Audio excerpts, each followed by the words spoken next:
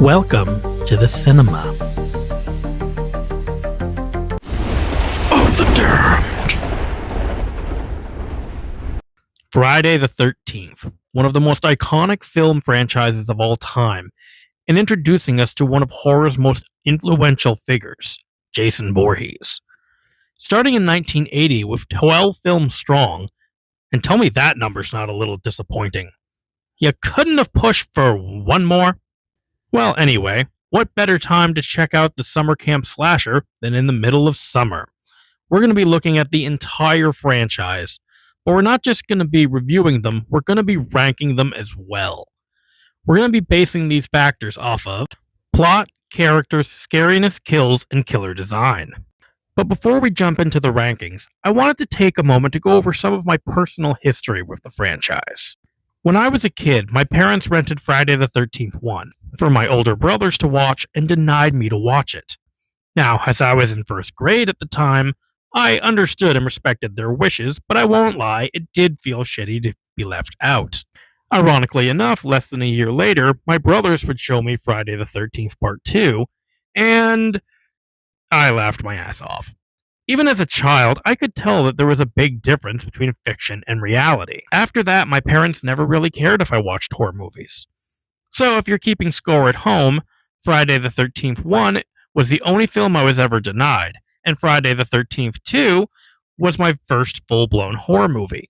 So yeah, these movies do have a legacy for me. I was even Jason for my second or third grade Halloween.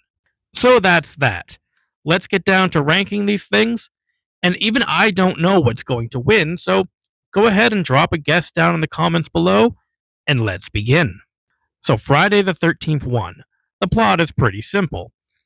A group tries to resurrect an old summer camp where murders took place and a young boy had drowned. It's a pretty basic premise that we're all pretty familiar with, but at the time that was pretty fresh. So yeah, the plot isn't all that bad. Plot, 7 out of 10. The characters are not bad either. You got a young Kevin Bacon in there, you got a pretty obvious final girl, and some not bad, just kind of there to die characters along the way. Though there is one standout for me, it's Practical Joker Ned. He's your standard goofy guy. He probably wouldn't sit well with modern audiences, but that's kind of why I like him. He represents a time capsule of a different time. Yeah, the characters are pretty stock, but that's to be expected in a film like this. 7 out of 10 as well. Now, one of the most important factors in a horror movie, the scariness. And I think this film actually does pretty well. The constant POV shots work quite decently because you never know, is the POV just a cameraman or is it the killer stalking them? Much of the horror comes in how little you do see of the killer.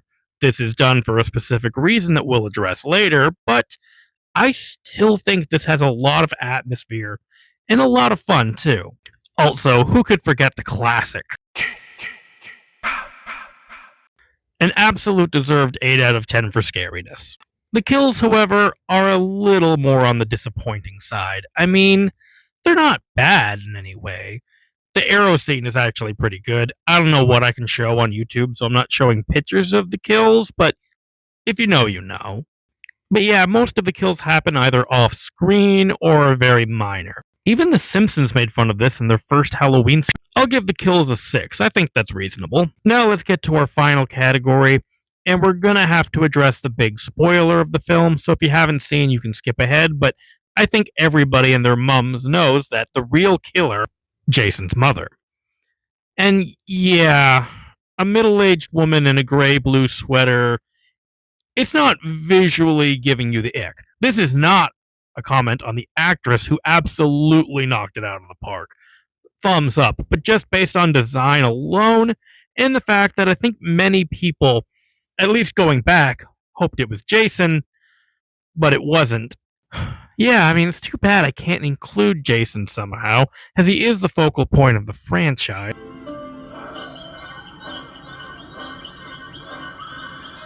Jesus! Okay, that just took it from a 3 to a 6. Okay, so the final score for the OG is a pretty respectable 34 out of 50. Where will that sit in the end? We'll have to wait and see. But now let's move on. Friday the 13th, Part 2. The plot centers around a group trying to open a summer camp. Oh, but don't worry, it's not the same as the first one. They're not trying to reopen Camp Crystal Lake. No. They're opening a different camp on Crystal Lake. You can't make this up. Yeah, well, that should seem like a low score. I do appreciate the sort of role reversal. As we know, this is where Jason comes into play. The first film was about a mother trying to avenge her dead son, and this one is a son trying to avenge his dead mother. It's simple, but the revenge quality does take it up a notch, and it does make Jason feel like an urban legend. The characters are... well, there's more of them this time, but some of them get sent away before the action even starts, so you pretty much can't even count them. In the end, they just feel like almost carbon copies of the previous movie's characters. You got the couple that's obviously gonna hook up, you got the jokester character, you got the obvious final girl. I will say she is the one aspect that actually does feel like an upgrade. She's someone who's into psychology, and she actually understands and feels sympathy for Jason to a degree. I mean, obviously she's trying to kill him here, so only to a degree, but she does make that more interesting than just sweet girl in a bad situation. It's a mixed bag, but because of our final girl, I'll give it a 7 out of 10.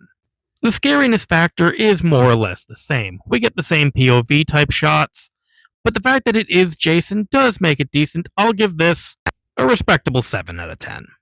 The kills are a slight improvement over the original, but not by much, honestly. There are a couple of standouts, like the wheelchair guy with the stairs, and the 2-for-1 that follows. Overall, slightly more memorable. 7 out of 10 as well. Now finally, design. Honestly, I don't mind this one. The bag does give him a sense of mystery and a little more ruggedness. It's definitely not the classic design that we know, but it's really not bad. Maybe just because it was my first film, I really enjoyed it.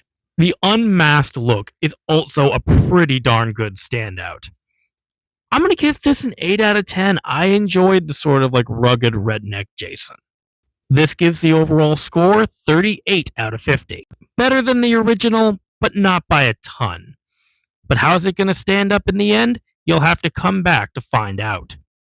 I will see you guys next time in the cinema.